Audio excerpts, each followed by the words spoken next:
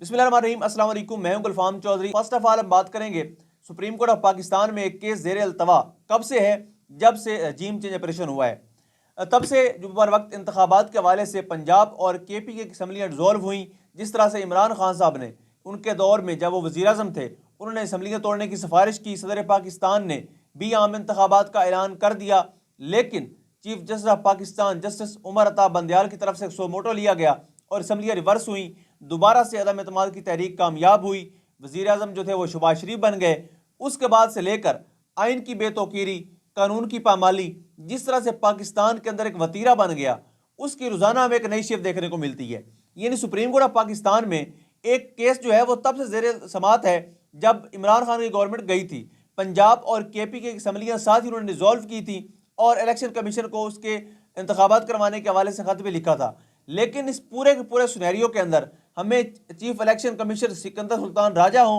या उनकी पूरी टीम हो, वो मुसलसल हीले बहाने करती नजर आती है।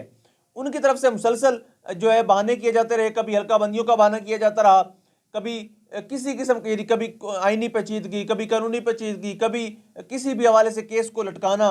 इलेक्शन कमीशन के वकील के जरिए से बहाने पेश करना, यानी इस तरह के हीले बहानों से काम चलाया जाता रहा। एट द एंड आज जब चीफ जस्टिस ऑफ पाकिस्तान काजी फैज़ इसी साहब ने पूछा कि इंतखाबात के हवाले से चीफ इलेक्शन कमीशन से जवाब तलब किया, तो जो इलेक्शन कमीशन के वकील थे उन्होंने कहा 11 फरवरी को हम इंतखाबात करवाने का इरादा रखते हैं। साथ ही उन्होंने कहा कि हम सदर पाकिस्तान से भी इस हवाले से मुशावरत करेंगे। यानी याद रहे कि जब सदर पाकिस्तान ने चीफ इलेक्शन कमीशन को बुलाया था मीटिंग के लिए और उन्हें कहा कि आए, ये एक आइनी बहरान है, कानूनी बहरान है और पाकिस्तान में इस वक्त सबसे बड़ा मुहिमा बना हुआ है इलेक्शन का। यानी अगर पाकिस्तान में शफाफ इंतखाबात हो जाएं और अवाम की उमंगों के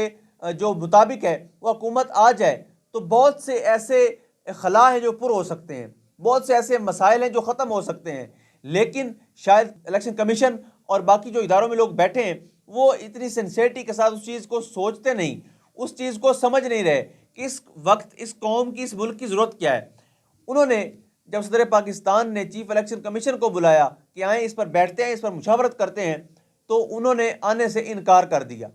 और याद रहे सदर पाकिस्तान जो सुप्रीम कमांडर होता है रियासत का, उसकी बजाय एक अमेरिकन एजेंट से मिले, अमेरिकन नुमाइंदे से मुलाकात की और उसको बताया कि इलेक्शन के हवाले से उसको ब्रीफिंग दी। यानी आप देखेंगे पाकिस्तान के इदारों के अंदर बैठे लोग जो हैं, ख़ास तौर पर चीफ इलेक्शन कमीशन, उसका आप आइनी किरदार देखें, कानूनी किरदार देखें। यानी उसको बजाय कि सदर पाकिस्तान को वो जवाब दे, वो किसी और तीसरे और चौथे को जवाब दे रहा है कि इस टाइम इलेक्शन हो सकते हैं, इस टाइम नहीं हो सकते। पर सूरत दे रहा है, दुरुस्त है।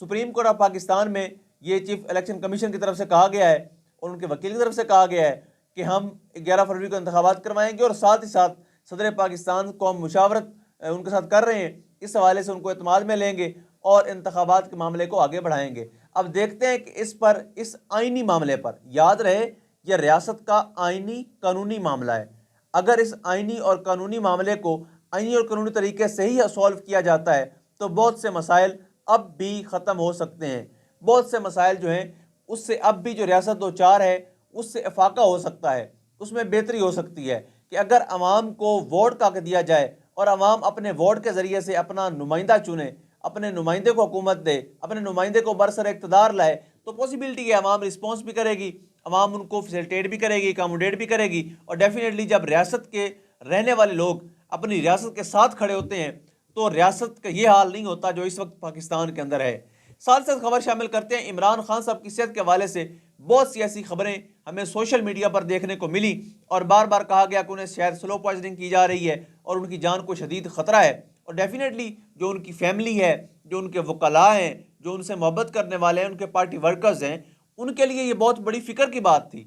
उनके लिए ये फ़िक्र की बात इसलिए थी कि एक शख्स जो पाकिस्तान का साबिक वज़ीर आज़म है उसको जो ट्रायल का हक़ है वो भी नहीं दिया जा रहा, वो भी ओपन ट्रायल नहीं हो रहा। जब वो एप्लीकेशन देते थे कि मुझे सिक्योरिटी थ्रेट्स हैं, मुझे जूम कॉल पे ले लें, इंक्वायरी जो है वो कॉल पे कर लें, तब ऐसी कोई सहूलत उनके लिए मुयस्सर नहीं थी। लेकिन एक ऐसी सिचुएशन में जब लोग उनको देखना चाहते हैं, लोग उनसे मिलना चाहते हैं, लोग देखना चाहते हैं कि वो किस कंडीशन में है, उनके बारे में मुख्तलिफ नेगेटिव खबरें चलती हैं, मुख्तलिफ चीज़ें सामने आती हैं, ऐसी सिचुएशन में chief justice Islamabad high court कहते हैं कि नहीं, چونکہ خان صاحب نے ایک ٹائم میں درخواست دی تھی کہ مجھے سیکیورٹی تھریٹ ہیں، تو اس لیے اس درخواست کے پیش نظر وہ جس وقت وہ آزاد تھے اور پاکستان میں کھلی فضا میں سانس لے رہے تھے، اس وقت کی دی گئی درخواست کی جو امپلیمنٹیشن ہے وہ اب جا کر ہوگی جب وہ پچھلے چند ماہ سے مختلف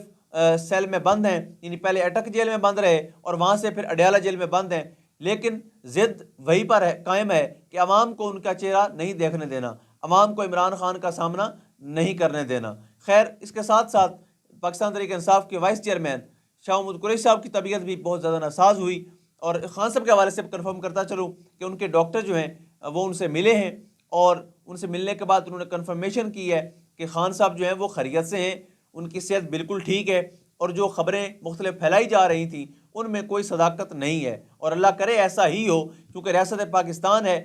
یہاں پر کوئی بھی اپنے آپ کو غیر محفوظ سمجھ سکتا ہے اور سمجھنا بھی چاہیے، چونکہ اگر آپ کے ملک کا سابق وزیر اعظم بھی یہاں پر محفوظ نہیں ہے، اگر اس کو بھی جو اس کے کانسٹیٹیوشن رائٹ ہیں، جو اس کے ہیومن رائٹس ہیں، اگر وہ نہیں دیے جا رہے، اگر اس کو اپنے بنیادی حقوق سے محروم رکھا جا رہا ہے، تو ایک عام انسان جو ایک عام آدمی ہے وہ کیسے اپنے لیے کوئی انصاف کا کوئی امید رکھ سکتا ہے، یا اس کو کوئی امید یا انصاف کا کوئی دیا نظر آ سکتا ہے؟ یعنی کہ عام آدمی جو ہے اس کے لیے اس چیز کو انڈرسٹینڈ کرنا بہت مشکل سا کام ہے۔ ساتھ ہی ساتھ وائس چیئرمین پاکستان تحریک انصاف شاہ محمود قریشی صاحب کی طبیعت کافی زیادہ بگڑ گئی ہے، لیکن ان کو اجازت مل گئی ہے پمز ہاسپٹل میں منتقل کرنے کے حوالے سے، ان کو اجازت دے دی ہے۔ جو اسپیشل عدالت کے جج ہیں جج ابو الحسنات صاحب، انہوں نے الاؤ کیا ہے کہ ان کو پمز ہاسپٹل لے جایا جائے، ان کے میڈیکل کے معاملات کو دیکھا جائے اور ان کو ساری سہولیات دی جائیں۔ آخر میں خبر شامل کرتے ہیں، پاکستان میں ایک معروف عالم دین طارق جمیل صاحب، جن کو نہ صرف پاکستان میں بلکہ پوری دنیا میں لوگ سنتے ہیں، ان سے محبت کرتے ہیں، ان کے بیٹے کی ایک ناگہانی موت جو ہوئی، اس پر مختلف آراء ہیں،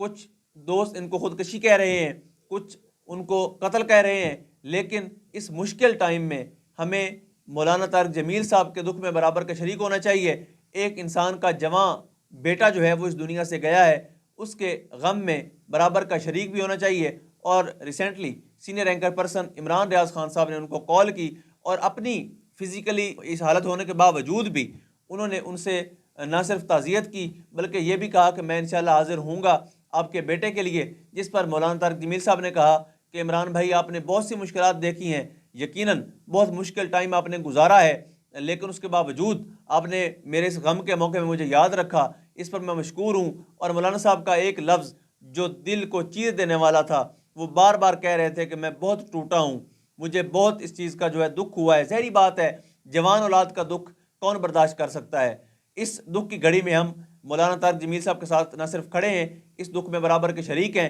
بلکہ ہمیں چاہیے کہ اس غم کو جتنا ہو سکے بلانے میں ان کے ساتھ ہمیں جو ہے وہ محبت سے، پیار سے، اور ان کے ساتھ اظہار ہمدردی بھی کرنا چاہیے، ان کے اس دکھ میں برابر کا شریک بھی ہونا چاہیے۔ اللہ پاک وطن عزیز کا حامی و ناصر ہو۔ پاکستان زندہ باد۔